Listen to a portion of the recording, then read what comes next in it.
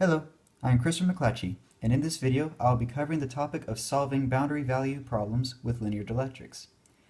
In the case of a homogeneous isotropic linear dielectric, the bound charge density is related to the free charge density as described by this equation. Therefore, when there are no free charges embedded within the material, the potential fits Laplace's equation, and separation of values can be used to solve for the potential. The free charge on the surface of the dielectric can be described using these equations here.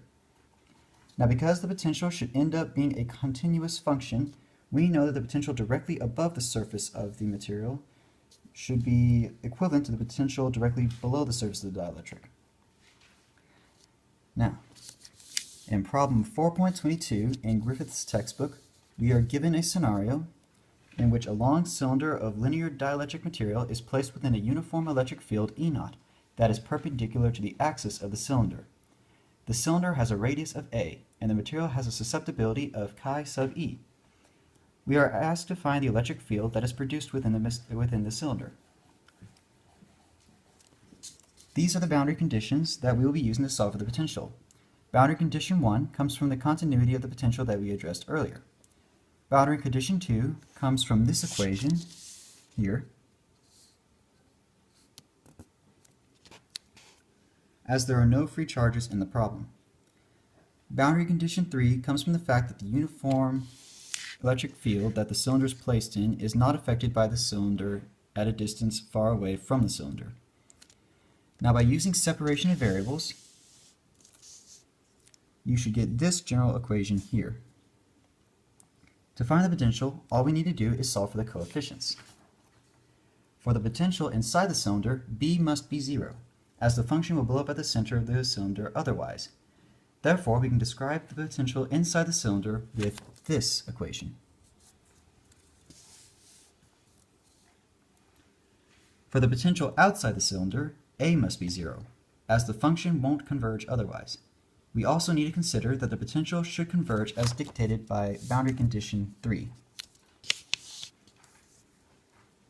This gets us an outer potential described by this equation here.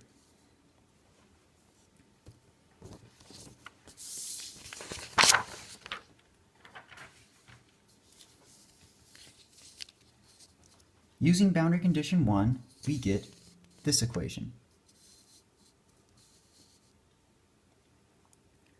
which can be expanded like so. To make this equation a little nicer to look at, I define the products of the coefficients as shown here, which simplifies the equation like this. From this equation, we can define a set of equations that demonstrate the relationships between the coefficients.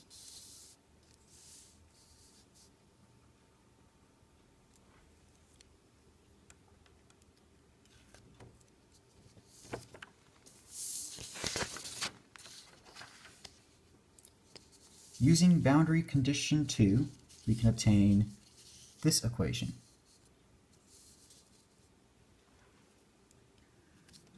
This equation can be expanded to look like this.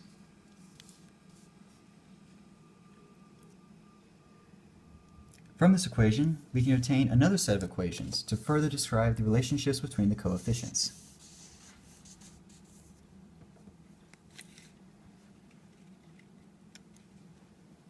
Now,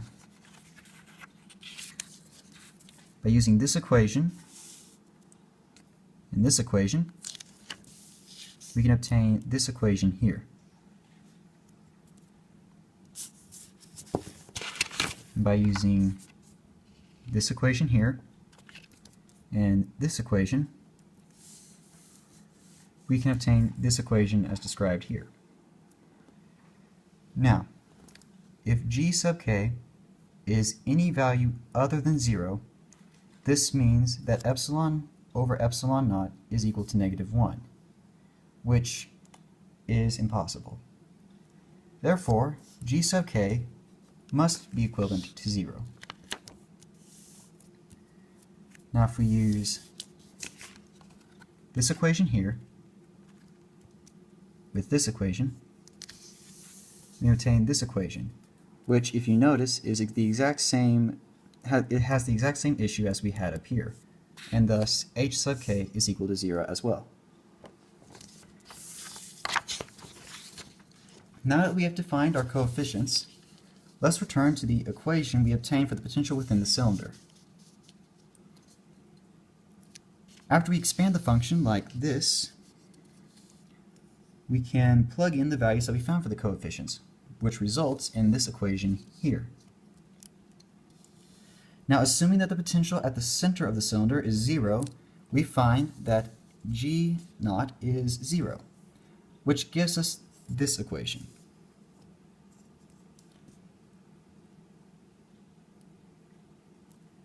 This equation can be made a little nicer by acknowledging that the distance from the axis of the cylinder multiplied by the cosine of phi gives us x.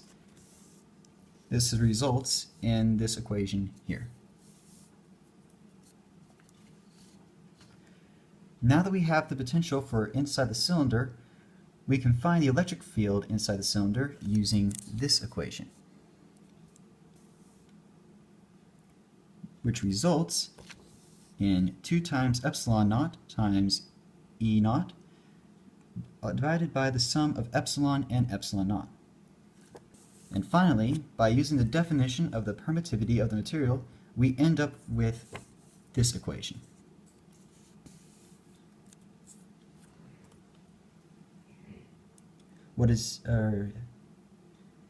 Because we set the vector E naught pointed in the x direction, we can define the equation like this. And what is interesting about this equation is that it demonstrates that the field within the cylinder is pointed in the same direction as the field that the cylinder was set in. The inner field just has a smaller magnitude. And that is all I have regarding this topic. Thanks for watching.